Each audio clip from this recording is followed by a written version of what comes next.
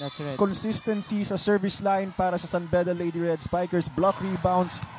Good defense sa floor. Nakakadikit sila eh. Grabe yung mga dig din ito ni Habakon. Oo. This is 4 straight points, if I'm not mistaken, for San Beda. Just the setup. Masyado mababa. Oh, yeah. That was too low.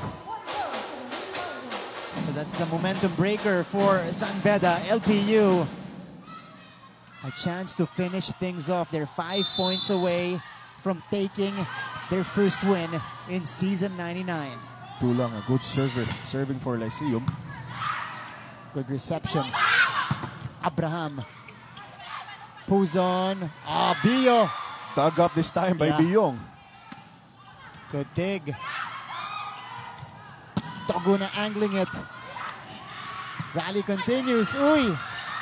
Gimme! Buhay pa rin! Biyong choosing Castillo. Two-handed push. Diretso kay Guzman. Toguna will try. Biyong pops it up. Here's the setup. A much better setup for Castillo. And she connects. Castillo not giving up with the play. Kung ano mga iba to sa harap niya, papaluin niya, mapataas, mapababa yung set, mapa-adjust ball. Wala siyang pinipili. Umaapit ang Lady Red Spikers. By the way, great job to Gina Espina, their secondary setter and rookie setter, for holding down the fort. Bio! Hard Bio! They still don't have the answer for Bio's smart plays. Yan na. She's been effective the entire match. Kita mo yung panghihinayang kay Habakon. 17 points for Doguna today. Back row hit. Easy up. Dolorito puts it down. That's the problem when your middle works. Sobrang dali ng buhay para sa iyo mga outside hitters. At mas lalo na, si Doguna pa yung nasa harapan mo. LPU smells blood. Let's go to San Beda. Rochelle. Kailangan ng nasa loob palaban. Palaban. Communicate kayo. Isa pa. Nandiyan. Tara, di pa tapos. Laban nyo lang. Kaya pa yan. Kaya yan. Ay, go San Beda! Ay, wala si Kapit. Ay, wala si Sumo. 22-16. It's the rookie, Angel Habakon. Narinig natin yung sigaw niya. Walang susuko, ha? Tinrabaho nila makabalik dito sa set number 4 natin. They don't want to let this go, but LPU, of course, has other things in mind. Nothing's impossible, pero kailangan paghirapan at maging consistent. Castillo, not the best response after a timeout, Anjo. Yes, that's true, Martin. Attack error para kay Castillo. Napasobrang approach niya para sa isang patong play eh. Napasugod siya. Madikit masyado sa net. Yeah. Lady Pirates 2 points away from taking this match. Espina to Castillo. Pinabawi. But dug up by Tulang. Here's Dolorito. Explodes for that attack. Match point LPU.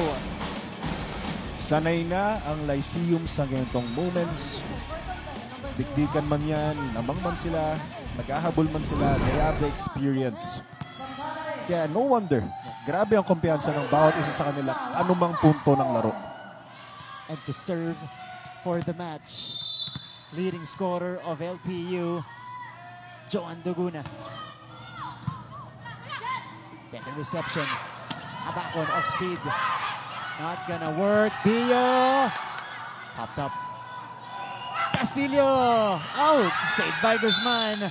But no second ball for LPU. So San Beda saves one match point. Yeah. 17-24. Kat Molina on deck. Pressure pack serve. Needs no error. Nice serve. Nice serve. Who's on? 1-2. Nabasa ng San Beda. Castillo. Who's on to Bio. Returned. Dolorito. Sent back. Oh, twice in a row for the blockers of San Beda. Another match point saved by the Lady Red Spikers. Ayaw bitawan. 18-24 Coach Crom, maninigurado ng match point. Inapakan na to, basta ano na yan, anong gagawin mo? Hindi ka binata. Yan, oh. Kalma. Okay, dalhin mo na dito. Okay, Jonah, Heart, Ming, Heart.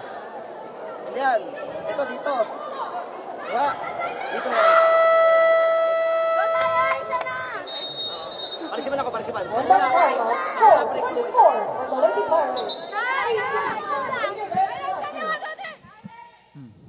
Kalma lang daw, sabi ni Coach Cromwell Garcia. Yan lang kailangan nilang gawin. 1 point, that's all they need. Pero sabi nga nila, ito yung pinakamahirap kunin, yung panapos. Tama. Pero yun nga, nasabi natin kanina, he's been here. Yung team niya, napunta na dito sa ganitong sitwasyon. Alam na nila yung gagawin. Here we go. Puzon. Dolorito! Outside! Oh! Wow! 3 straight for the Lady Red Spikers. At masakit yun para kay Coach Cromwell kasi fresh out of the timeout Yeah. yun eh. Yeah. Patuloy ang pagkapit ng San Beda. It is Molina serving it up again.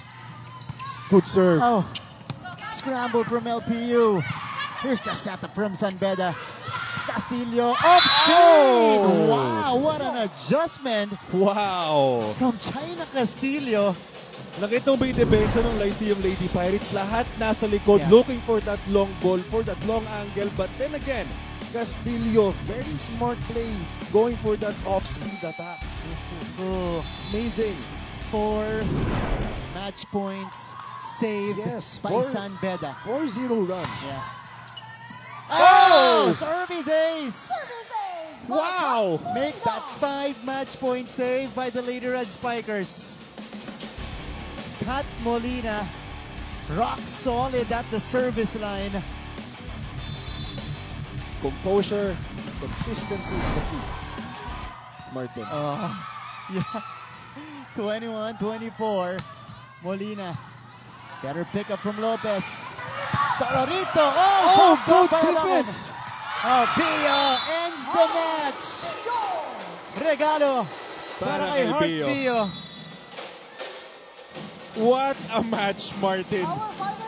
LPU averting disaster and takes home their first win of the season. And this lady has been unstoppable. It was Dolorito with a powerful hit that was dug up convincingly by Habakon. Pero sinigurado na ni Pio yung huling puntos nila. That was a nail biter, Martin. Grabe yung last set eh. San Beda not letting go easily with 5 straight points. Pero LPU was able to come up with a winning point.